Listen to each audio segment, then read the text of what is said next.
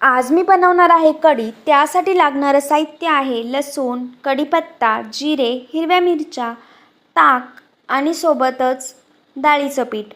तर डाळीचं पीठ मी याच्यासाठी वापरत आहे कारण डाळीच्या पिठाने कढीला आंबटपणा येत नाही आणि कढी घट्ट होते. डाळीच्या पिठामध्ये पाणी ॲड करून छान मिश्रण बनवून घ्यायचं आणि नंतर ते आपल्या ताकामध्ये ॲड करायचं आणि तेही छान एकजीव होईपर्यंत छान मिक्स करून घ्यायचं.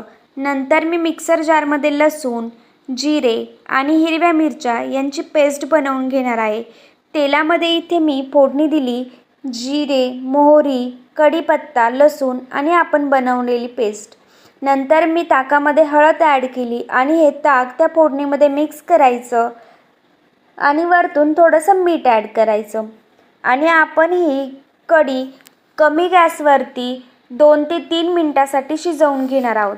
रेसिपी आवडल्यास लाईक अँड सबस्क्राईब